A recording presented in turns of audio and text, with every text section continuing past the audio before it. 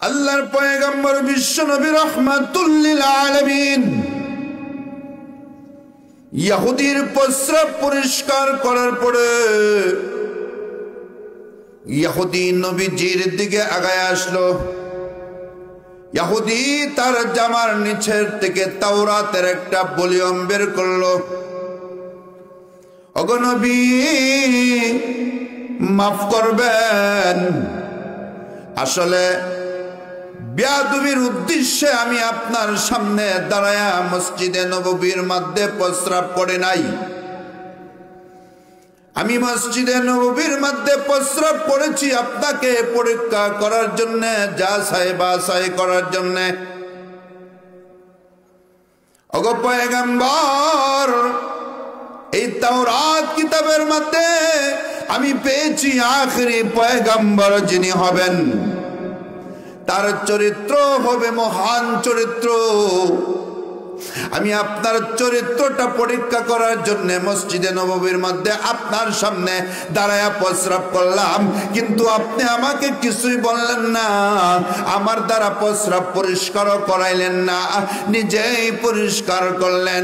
এত সুন্দর আদর্শ আর চরিত্র আপনার মধ্যে, এর দ্বারা আমি নিশ্চিত হয়ে গেলাম তাওরাত কিতাবের বর্ণনা অনুযায়ী আপনি হবেন আখেরি পয়গম্বর।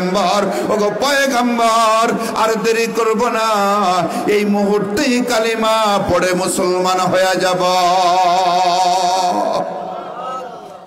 नहीं दो जहां में मिसाल मोहम्मद, जमाल खुदा है कमाल मोहम्मद, जमाल खुदा है कमाल मोहम्मद।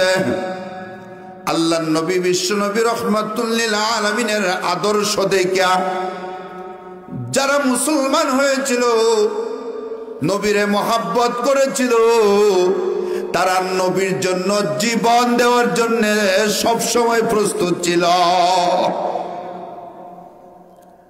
সুন্দর ব্যবহার, আদর্শ দেয়া, সমাজ সেবা দেয়া যদি মানুষের দিল জয় করা যায়, এই মানুষ আজীবনের জন্য আপনার জন্য ফেদা হয়ে যাবে, জীবন দিতে রাজি হবে। জোরে বলুন ঠিক কিনা?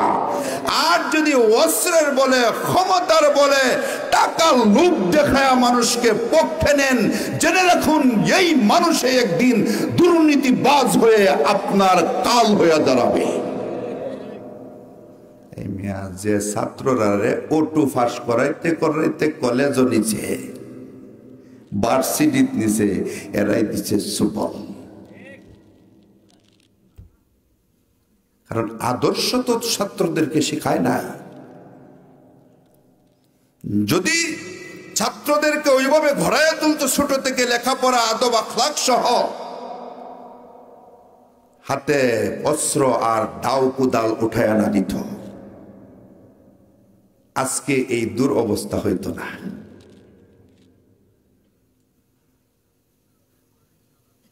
সুন্দর ব্যবহার দেয়া দিল জয় করতে হলে এটা হলো আসল দিল জয়।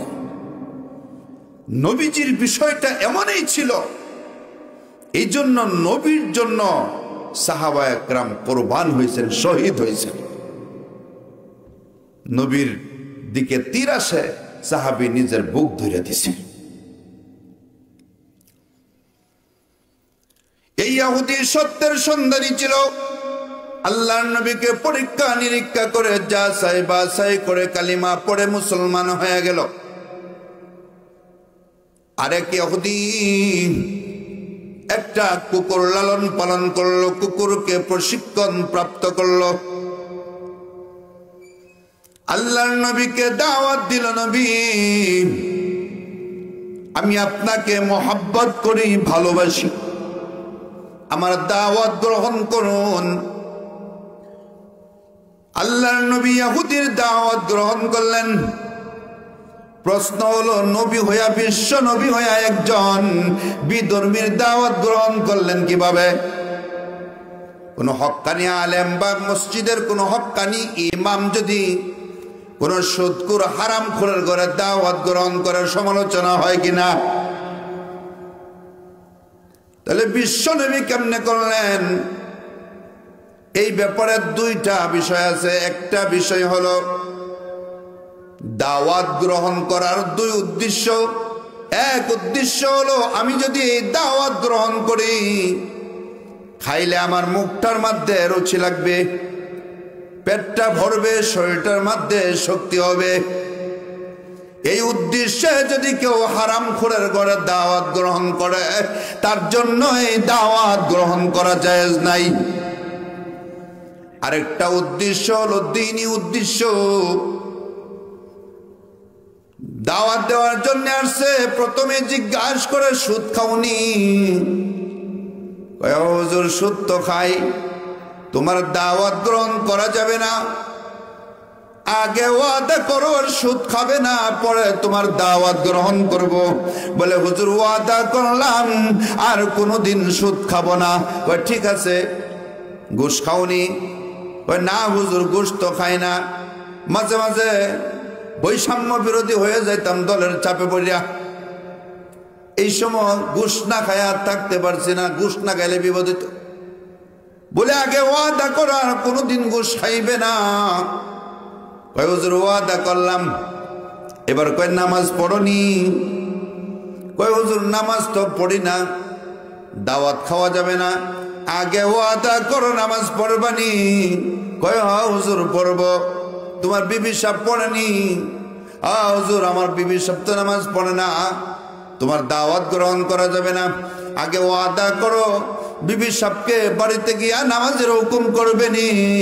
হ্যাঁ হুজুর করব। ঠিক আছে, এই শর্ত সাপেক্ষে আমি তোমার দাওয়াত গ্রহণ করলাম। এই যে দাওয়াত গ্রহণ করলো, এটা নিজের স্বার্থে না, আল্লাহ রব্বুল আলামিনের দ্বীনের স্বার্থে জায়েজ আছে।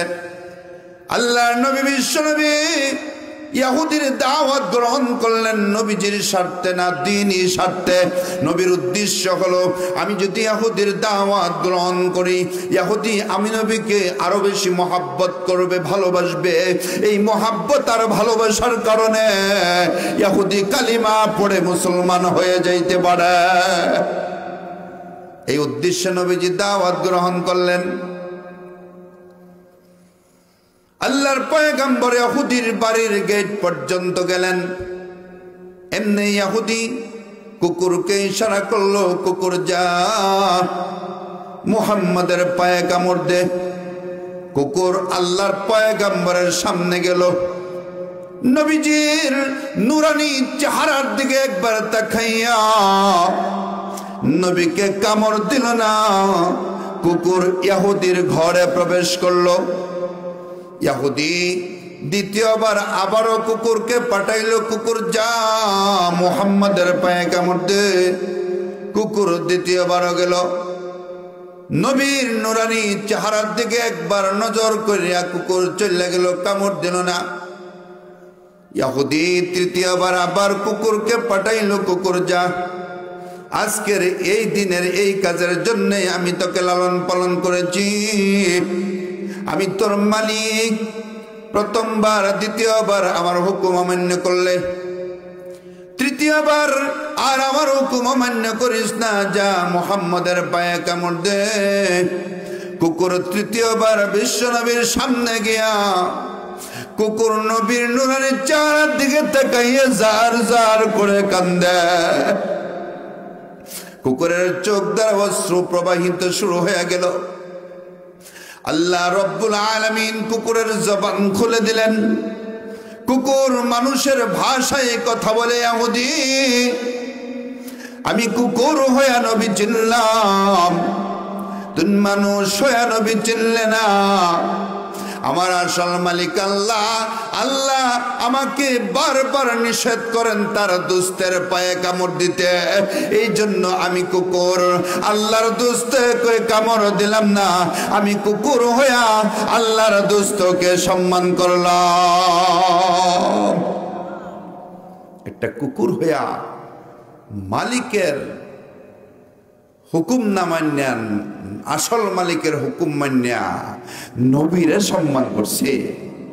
বোঝা গেল যে সমস্ত মানুষ নাস্তিক আর মুরতাদ ইহুদি খ্রিস্টানদের এজেন্ট হয়ে বিশ্বনবী মুহাম্মদুর রাসূলুল্লাহ সাল্লাল্লাহু আলাইহি ওয়াসাল্লামের চরিত্রে কলঙ্কের দাগ লাগাইতে চায়, একটা কথা বুঝুন, নবীর বয়স যখন 25 তখন নবীজি বিবাহ করছেন খাদিজাতুল কুবরাকে, তার বয়স হলো 40।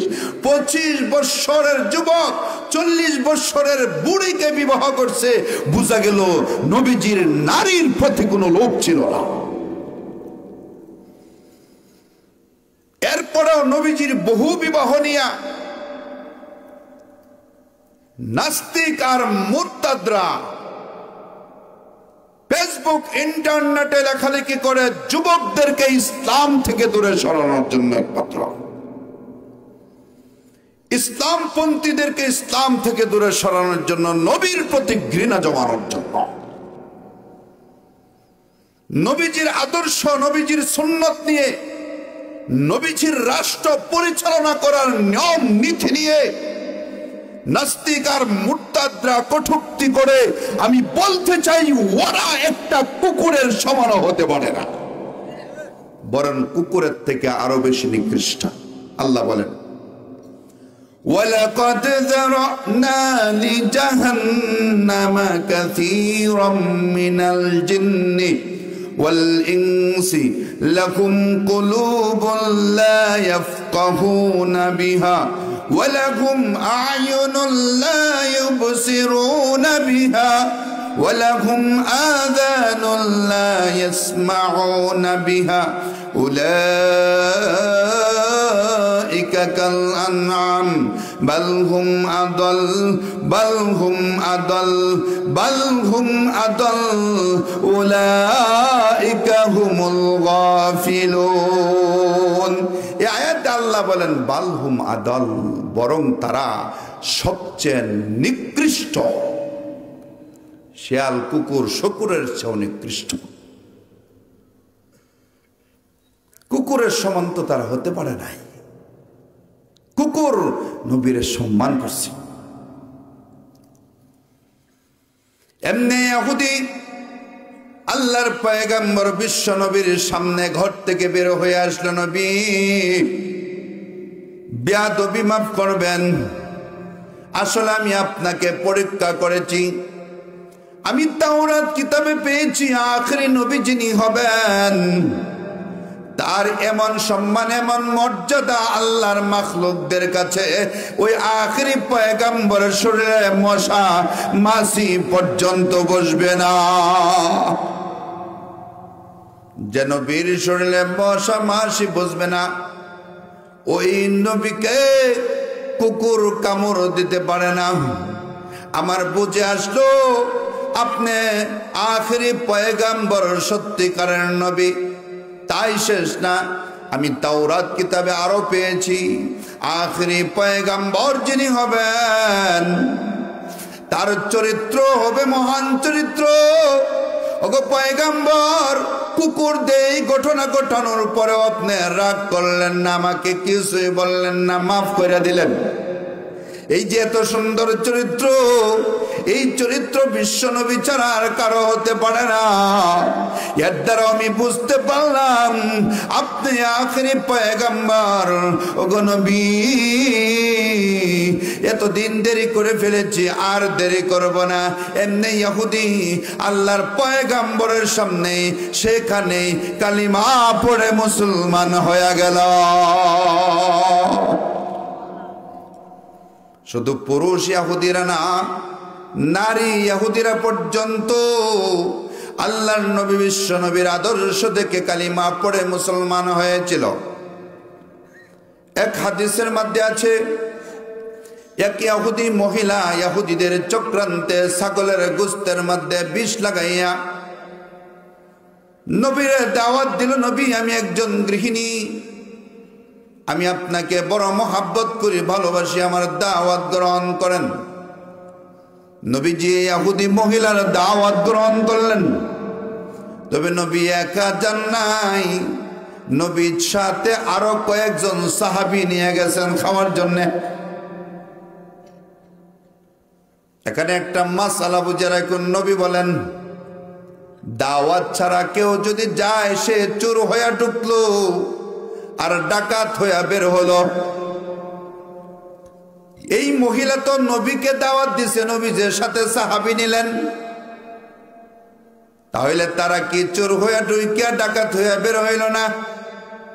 বলে এখানে আইসা দুইটা কথা আছে। এক কথা হইল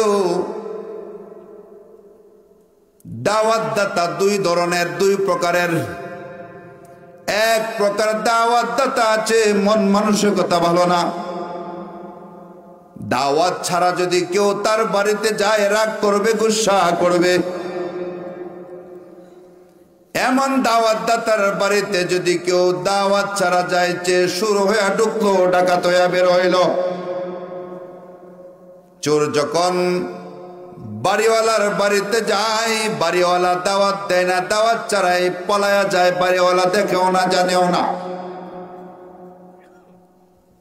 সে যে দাওয়াত ছাড়া গেল, বাড়িওয়ালা তো তাকে দাওয়াত দেয় নাই, চুপচাপ চলে গেছে, সুরটার মতন গেছে,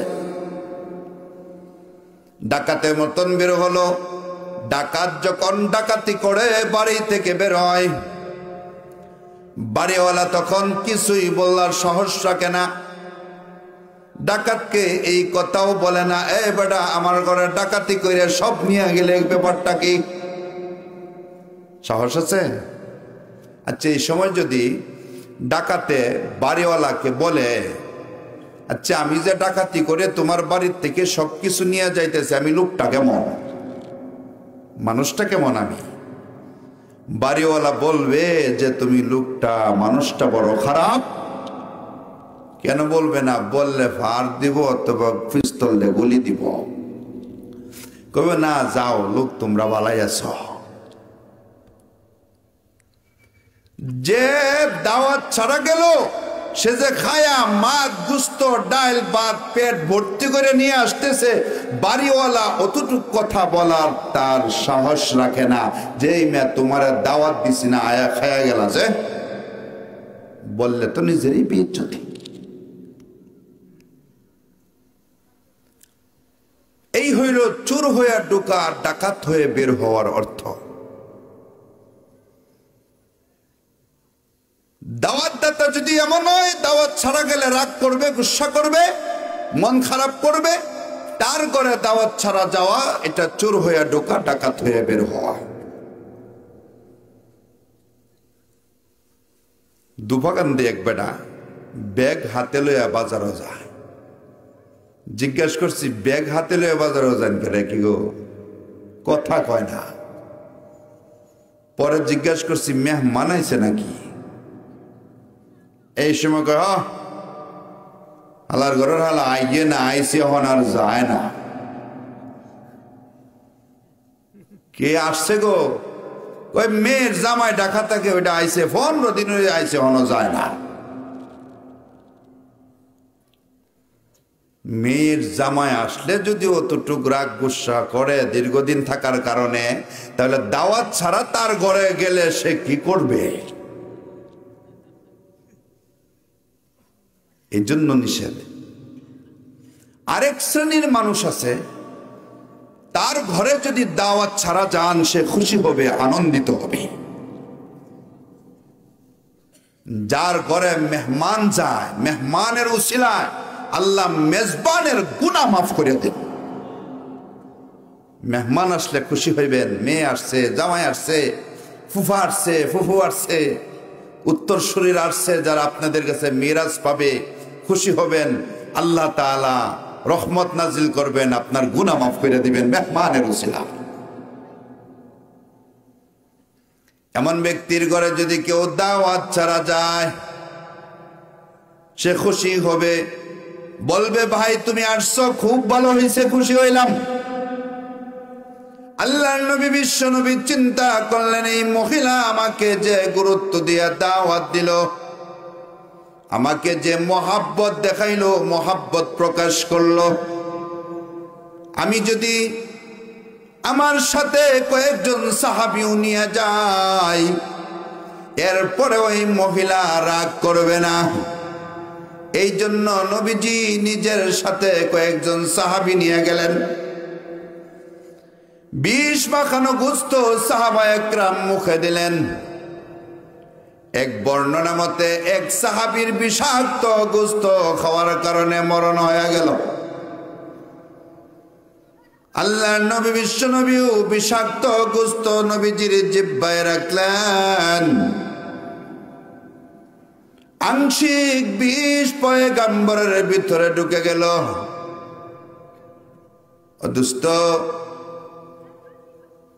ইহুদিরা বিশ্ব নবীর বিরুদ্ধে নারীদের ষড়যন্ত্র করলো, নিজেরা করে নাই, নারীদের করাইছে। কোন নারী দেয়া কাউকে ষড়যন্ত্র করানো এটা ইহুদিদের খাসলত। শুধু আমরা নবীর বিরুদ্ধে না, আরো অন্য অন্য নবীর বিরুদ্ধেও নারীদের ষড়যন্ত্র করাইছে। দুনিয়াতে কোন নবী নাই, নবীর উম্মত আছে আজও পর্যন্ত। মুসলমানের বিরুদ্ধে, উলামায়ে একরামের বিরুদ্ধে পৃথিবীর অনেক দেশে নারী দিয়ে ষড়যন্ত্র করে। এটা ইহুদিদের চরিত্র, ইহুদিদের খাসলত।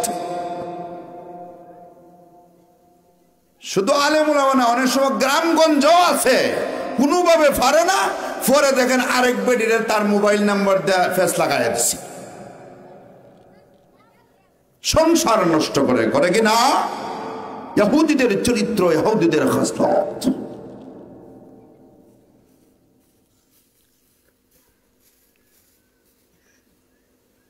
আল্লাহর পয়গম্বর বিশ্ব নবী জিহ্বার মধ্যে গোস্ত রাখলেন। আংশিক বিষ পয়গম্বরের ভিতরে ঢুকে গেল। এমনি গোস্তের ভিতর থেকে আওয়াজ আসলো, নবী, ইহুদিদের ষড়যন্ত্রে এই মহিলা আমার মধ্যে বিষ লাগাইয়া দিছে। এমনি হযরত জিবরাইল আলাইহিস সালাম হাজির হয়ে গেছে। নবী গো, গোস্ত থেকে যে আওয়াজ আসছে তা সত্য, তাড়াতাড়ি গোস্ত মুখ থেকে বের করে ফেলে দিন। আল্লাহর নবী বিশ্ব নবী জিহ্বা থেকে গোস্ত বের করে ফেলে দিলেন। এরপরেও পয়গম্বরের ভিতরে যে আংশিক বিষ ঢুকে গেছিল, ওই বিষের কারণে মরণ পর্যন্ত নবীজির ভিতরে মাঝে মাঝে বিষ উছলান দিয়ে উঠতো। নবীজি কষ্ট সহ্য করতে। বিধর্মীরা তোমাদেরকে যতই কষ্ট দেও, তোমরা ঈমান কিন্তু ছাইরো না। এর জ্বলন্ত নমুনা হইল ফিলিস্তিন।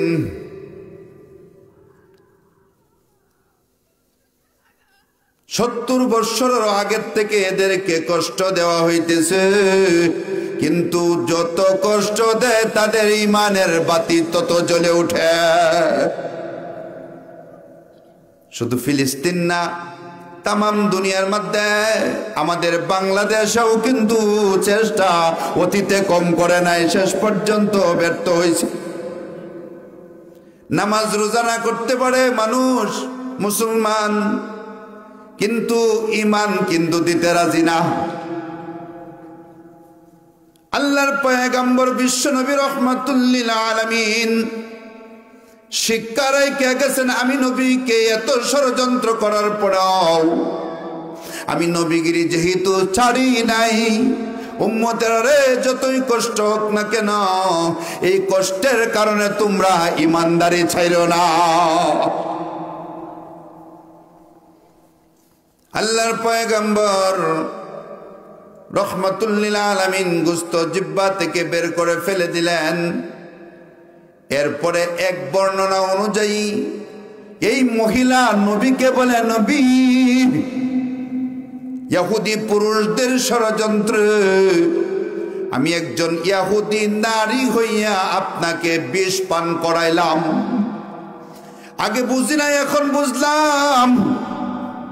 বিষ খাওয়ানোর পরে আপনি ইন্তিকাল করেন নাই, গোস্তের ভিতর থেকে আওয়াজ আসলো, ফেরেশতা নাজিল হয়ে আপনাকে জানাইলো, বোঝা গেল আপনি আল্লাহ রব্বুল আলামিনের সত্যিকারের নবী।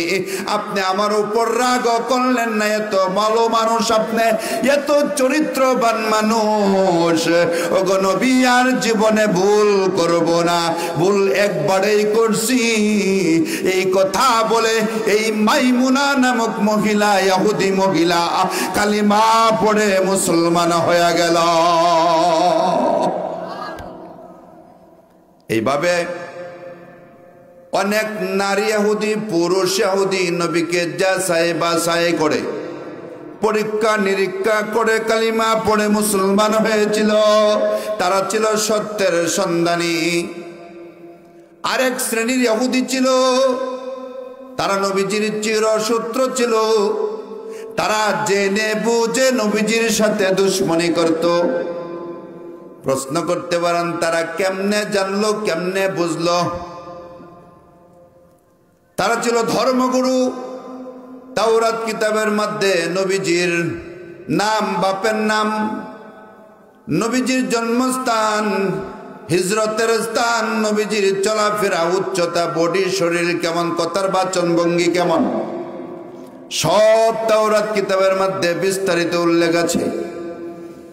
ইহুদিরা সেই তাওরাত কিতাব যখন পড়ল, এরপরে নবী যখন মদিনায় হিজরত করলেন, এই ইহুদিরা নবীকে দেখা মাত্র চিনে ফেলল। নবীরে দেখা মাত্র চিনছে। ওরা আলেম ইহুদি ছিল। কেমন চিনছে? আল্লাহ কোরআনে বলেন, ইয়ারিফুনাহু কামা ইয়ারিফুনা আবনাআহুম। বাপ যেমন সন্তানকে দেখেই চিনতে পারে, এই এক শ্রেণীর ইহুদি আলেম, তারা বিশ্ব নবীকে দেখা মাত্রই চিনতে পেরেছিল। এরপরেও তারা নবীর উপরে ঈমান আনে নাই, বরং নবীর বিরোধিতা করছে সারা জীবন। কেন? নবীর উপরে যদি ঈমান আনে, যদি প্রকাশ করে আমরা ইহুদি ধর্মের আলেম, তাওরাত কিতাবের বর্ণনা অনুযায়ী উনি আখেরি পয়গম্বর, তাহলে তো তাদের নিজের এই নবীর উপরে ঈমান আনতে হবে। অন্য ইহুদিরাও ঈমান আনবে, তাদের ধর্ম গুরুগিরি থাকবে না। হাদিয়া তুহফা যে পাইতো, দোয়া কালাম করিয়া টাকা পাইতো, পকেট গরম করত, স্বার্থ নষ্ট হয়ে যাবে। এই স্বার্থ যেন নষ্ট না হয়ে যায়, এই জন্য ওরা জেনে বুঝে নবীজিকে চিনার পরেও নবীর বিরোধিতা করত। যেমন আজকের বিশ্বে, বিশেষ করে বাংলাদেশে যে ভণ্ড আর প্রতারকরা আছে, ওরা জানে কুরআন সত্য, ওরা জানে মসজিদ সত্য, মুসল্লি সত্য, নামাজ সত্য, আলেম সত্য, মাদ্রাসা সত্য, এর পরেও বিরোধিতা করে। এর মূল কারণ হলো, যদি বলি সঠিক তাহলে আমাদেরও করতে হবে। যদি আমাদের এগুলো করতে হয়, আমাদের পীরগিরি বন্ধ হয়ে যাবে, মাজার পূজা বন্ধ হয়ে যাবে, উরস বন্ধ হয়ে যাবে, ছাগল গরু মহিষ বন্ধ হয়ে যাবে। ঠিক ওই ইহুদিরাও জানতো, যদি আমরা নবীর পরিচয় দিয়া দেই, আমরা আর ইহুদিগিরি করতে পারবো না, আলেমগিরি বন্ধ হয়ে যাবে, আমাদের স্বার্থের আঘাত পড়বে। ওই স্বার্থের আঘাত পড়বে, এই জন্য ওই ইহুদিরা বিশ্ব নবীর বিরোধিতা করেছিল নবীজির মৃত্যুর আগ পর্যন্ত। একম হিজরি থেকে এই বিরোধিতা কঠিনভাবে শুরু হলো। অষ্টম হিজরি পর্যন্ত নবীর বিরুদ্ধে বিভিন্ন রকম ষড়যন্ত্র করলো, কিন্তু কোন ষড়যন্ত্রে সফল হতে পারে নাই। নবম হিজরির মধ্যে ইহুদিরা তারা এক হলো, লবিদ নামক ইহুদির কাছে গেল। লবিদ নামক ইহুদি ছিল জাদুঘর ইহুদি। লবিদ, তুমি যদি মুহাম্মদকে জাদু করতে পারো, তাহলে তোমাকে আমরা পুরস্কার দিব। লবিদ নামক ইহুদি বলল, মুহাম্মদের দুইটা জিনিস আমাকে এনে দিতে হবে। একটা জিনিস হইল তার মাথার চুল, আর একটা হইল তার চিরুনি। এটা তো বড় কঠিন কাম। নবীজির জিনিস বড় কদর, সাহাবায়ে কেরাম সব সময় চায়া থাকে নবীর কোন সময় কি নেওয়া যায়, ঘরে রাখলে বরকত হবে। বুখারীর হাদিস, নবী থুতু ফেলতেন, এই থুতুটা মাটিতে সাহাবায়ে কেরাম পড়তে দিতেন না, হাত পাততেন। নবীর থুতু সাহাবায়ে কেরাম হাতে নিতেন, দুই হাতে মল্লা নবীর থুতুটা সাহাবীরা নিজেদের চেহারার মধ্যে লাগাইয়া দিয়েছেন, একমাত্র বিশ্ব নবীর থুতুর বরকত হাসিল করার জন্য। নবী আলাইহিস সালামের শরীর ঘামতো, নবীজির শরীরের ঘাম সাহাবায়ে কেরাম সংগ্রহ করে আতর হিসাবে ব্যবহার করতেন, বোতলে ভরে রাখতেন। কারণ দুনিয়ার সব মানুষের ঘাম দুর্গন্ধ, কিন্তু বিশ্ব নবীর ঘাম ছিল সুঘ্রাণ। নবীর মাথার চুলের তো আরো কদর ছিল। সেই আরব থেকে একটা চুল মানুষের হাতে হাতে আসতে আসতে কাশ্মীর পর্যন্ত এসেছিল। শেষ পর্যন্ত কাশ্মীরের যে জায়গায় নবীর চুল হেফাজত করা হয়েছিল, সেই জায়গায় একটা মসজিদ নির্মাণ করা হয়েছিল। এই মসজিদের নাম দেওয়া হয়েছিল হযরতে বাল মসজিদ। আজও পর্যন্ত কাশ্মীরে হযরতে বাল মসজিদ আছে। চুলের উর্দু হলো বাল, হযরতে বাল মসজিদ। যারা মোবাইল চালান সার্চ দিয়ে দেখবেন মসজিদটা আছে, যারা গেছেন হয়তো দেখে আসছেন। আল্লাহর পয়গম্বরের মাথার চুলের এত কদর ছিল, এই চুল ইহুদিরা কেমনে আনবে? বড় কঠিন ব্যাপার। খুব শর্টকাটে বলতেছি, মূল উদ্দেশ্যে পৌঁছানোর জন্য। শেষ পর্যন্ত নবীজির এক ইহুদি খাদেম ছিল। ইহুদি খাদেমের মাধ্যমে ইহুদিরা নবীজির চুল আর চিরুনি সংগ্রহ করল। লবিদ বিন আসাম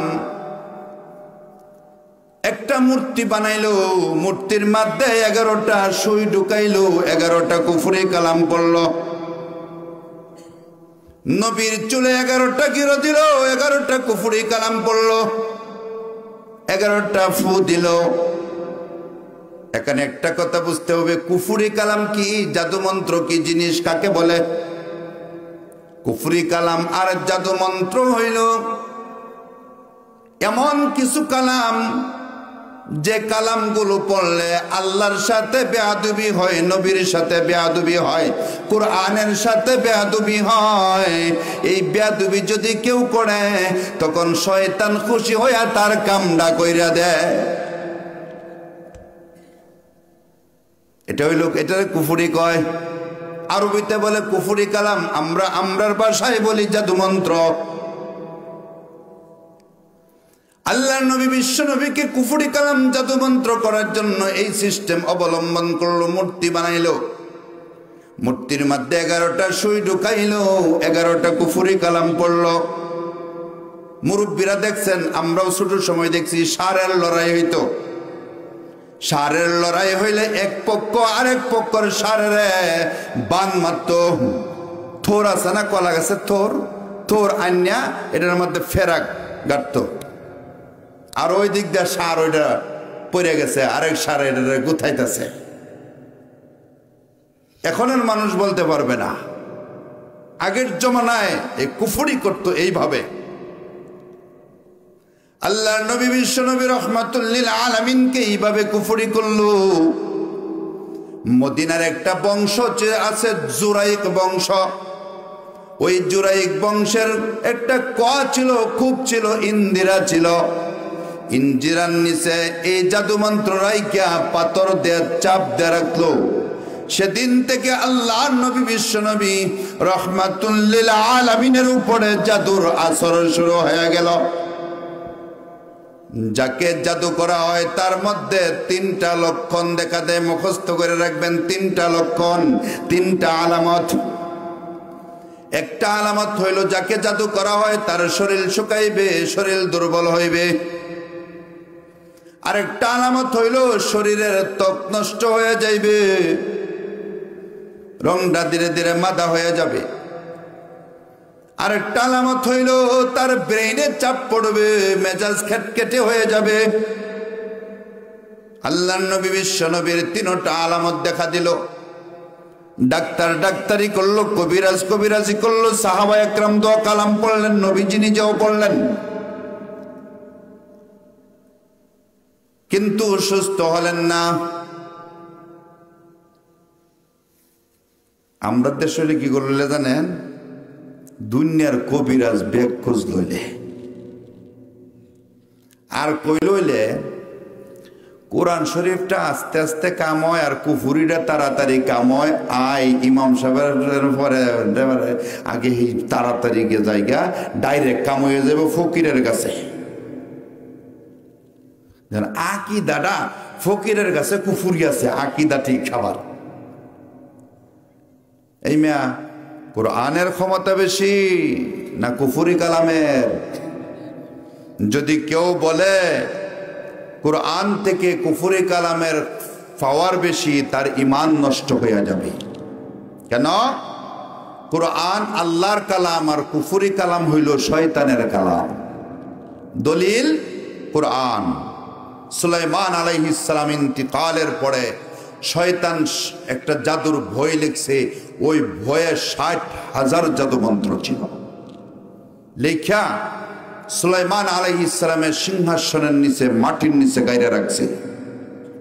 শয়তান মানুষের সুরত দরিয়া মানুষকে বলে দিছে সুলাইমান পয়গম্বর ছিল না, জাদু ছিল, জাদুঘর ছিল, ধরা পড়বে, এই জন্য মরণের আগে তার জাদুর বই সিংহাসনের নিচে গাইরা রাখছে। মানুষ উঠাইছে। আপনাদের কি ধারণা সুলাইমান পয়গম্বর ছিলেন না জাদুঘর ছিলেন? পয়গম্বর।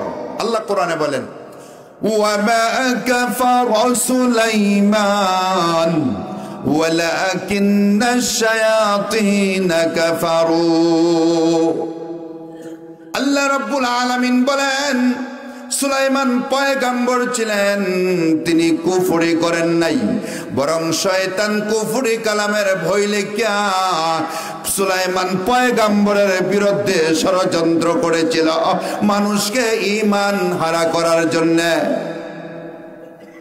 ইহুদিদের থেকে সেই জাদু মন্ত্র মুশরিকদের কাছে আসলো, মুশরিকদের থেকে, আরবের মুশরিকদের থেকে জাদু মন্ত্র ভারতের হিন্দুদের কাছে আসলো, ভারতের হিন্দুদের থেকে জাদু মন্ত্র আমাদের বাংলাদেশের হাসান রাজার জমানা চৈতন্য দেব হিন্দু সাধকের কাছে আসলো। হিন্দু সাধকের জমানায় একজন মুসলমান সাধক ছিল, তার নাম মুন্সি আব্দুল্লাহ। মুন্সি আব্দুল্লাহ সেও বড় সাধক ছিল। মুন্সি আব্দুল্লাহর চৈতন্য দেবে বহস হইল, তর্ক বিতর্ক হইল। এই তর্কে বিতর্কে মুন্সি আব্দুল্লাহ হিন্দু চৈতন্য দেবের সাথে পারে নাই, পারছে না, তার এলেম নাই। এই জন্য আগের জমানায় মৌলানা বলা হয়তো যারা জুম্মার নামাজ পড়াইছে, মৌলবী বলা হয়তো যারা 5 ওয়াক্ত পড়াইতো, মুন্সি বলা হয়তো যারা মসজিদে আজান দিত, নামাজের পরে একবার গিয়ে দাদি ডাইকা ডিম বিরান দিয়া ভাত খায়া মিলাদ শরীফ পড়ে দোয়া করে আয়া পড়তো। এটার আগের জমানায় মুন্সি কইতো কি এই যে ঠিক ঠিক কইতেছে মুরব্বী মানুষ, যারা জোয়ান আছেন কই দেখতেন না। এটার আগের জমানায় মুন্সি কইতো, মানুষ সাধারণ মানুষ এটারই মুন্সি মনে করতো। এইবার কি জ্ঞান আছে এর লিগে কিছু পারে নাই, না ফারিয়া তার মত আদর্শ পরিবর্তন করে চৈতন্য দেবের মত আদর্শ গ্রহণ করলো। তার নাম পরিবর্তন করে নাম রাখলো সিরাজ শাহী। কয় না সাইজি, সাইজি, সাইজি, সিস্তিয়া, সাইজিয়া কয় না, এই সিরাজ শাহী। একদিন সিরাজ শাহী দেখে কলা গাছের ভেড়ার উপরে এক ছেলে বসন্ত রোগে আক্রান্ত, পানিতে ভাসে যাইতেছে, পানিতে ভাসে যাইতেছে। এই ছেলেটা হিন্দু ছিল। হিন্দু ধর্মের নিয়ম হইল মরণের আগ মুহূর্তে এটারে ঘর থেকে বাইর করে কালিমা পড়ায়। কালিমা পড়লে যদি মরিয়া যায় তাহলে তাদের আকীদা হইল এটা স্বর্গে যাইব, আর যদি না মরে এইটারে তারা আর গ্রহণ করে না, করে নেয় না, এইটারে বাসায় দিছে, সিরাজশাহী নদীর থেকে উঠাইয়া নিছে, উঠাইয়া নেওয়ার পরে লালন পালন করছে, তার নাম রাখছে লালন ফকির। কি নাম রাখছে? আচ্ছা, লালন ফকির হিন্দু না মুসলমান? হিন্দু। তার পীর সিরাজশাহী কুরআনের অনুসারী না চৈতন্য দেবের? চৈতন্য দেব কি কুরআনের অনুসারী না জাদু? কার থেকে শিখছে? হিন্দুরা। হিন্দুরা কার থেকে? আরবের মুশরিক। আরবের মুশরিক কার থেকে? ইহুদিদের থেকে। ইহুদিরা পাইল কোথায়? শয়তানের সেই জাদু মন্ত্রের ৬০,০০০ জাদু মন্ত্রের বই। আজও যারা ফকিরি তরিকা লালন ফকিরের ভক্ত দাবি করে আর লালন গীতি গায় আর বলে তাদের কাছে ৬০,০০০ বাতিনি কালাম আছে, এই ৬০,০০০ বাতিনি তো হিন্দুদের সেলসেলায় আসতে পারে না। এটা বাতিনি না, এটা হলো শয়তানের লেখা ৬০,০০০ জাদু মন্ত্র। এইটারে সমাজে মানুষে কয় ফকিরের কাছে কুফুরি আছে, কুফুরিটা খুব কাম হয়। এখন বুঝছেন? এই কুফুরি হইল শয়তানের কালাম, কুরআন কার কালাম? শয়তানের কালামের পাওয়ার বেশি না আল্লাহর কালামের পাওয়ার বেশি? এই কথাটা রাখেন, একটু পরে আবার এন থেকে কইতেছি। এইভাবে ৬ মাস হয়ে গেল। হযরত জিবরাইল আলাইহিস সালাম আল্লাহর নবীকে জার ফুক করলেন, বিসমিল্লাহি আরকিকা মিন কুল্লি শাইইন ইউজিকা। এরপর নবী সুস্থ হলেন না। কোন একজন মানুষ যদি সবচেয়ে বড় ডাক্তার চিকিৎসা করার পরেও সুস্থ নয়, তখন মানুষ বুঝে তার ব্যাধি হলো মরণ ব্যাধি। সাহাবায়ে কেরামে চিন্তা করলেন, জিবরাইল আলাইহিস সালাম জার ফুক করার পরেও নবীজি সুস্থ হলেন না, তাহলে নবীজির এই ব্যাধি মরণ ব্যাধি। মদিনার ঘরে ঘরে কান্না, নারীরা কান্দে, পুরুষেরা কান্দে, যুবকেরা কান্দে, বৃদ্ধরাও কান্দে। আহারে, নবী যদি ইন্তিকাল হয়ে যায় আমাদেরকে কে সান্ত্বনা দেবে? আমরা সুখে আর দুঃখে কার কাছে সান্ত্বনা পাইব? আমাদেরকে কে উপদেশ দিবে? আমরা কার নূরানী চেহারা দেখব? ৬ মাস ৩ দিন হয়ে গেল, নবীজি ঘুমাইলেন। নবীজি ঘুম থেকে স্বপ্নে দেখেন ২ জন ফেরেশতা আসলো। একজন ফেরেশতা নবীজির মাথার কাছে দাঁড়াইলো, আর একজন ফেরেশতা নবীজির পায়ের কাছে দাঁড়াইলো। মাথার কাছের ফেরেশতা প্রশ্ন করলো, নবীর কি হলো রে? বিস্তারিত প্রশ্ন করলো। পায়ের কাছের ফেরেশতা বিস্তারিত জবাব দিল। ইহুদিদের ষড়যন্ত্রে নবীর ইহুদির খাদেম থেকে ইহুদিরা নবীর চুল চিরুনি আনছে, লবিত নামক ইহুদির কাছে দিছে, সে মূর্তি বানাইছে। মূর্তির মধ্যে 11টা সুই ঢুকাইছে, 11টা কুফরি কালাম পড়ছে। নবীর চুলে 11টা কিরা দিছে, 11টা কুফরি কালাম পড়ছে। সবগুলো একত্রিত করে মদিনার বনি ইসরাঈলের কূপের নিচে রেখে পাথর দিয়ে চাপ দিয়ে রাখছে। এইভাবে নবীকে জাদু করা হয়েছে। নবীজি ঘুম থেকে উঠলেন, আলীকে ডাক দিয়ে বলেন, আলী, আমাকে জাদু করা হয়েছে, মদিনার বনি ইসরাঈলের কূপের নিচে উঠায় আনো।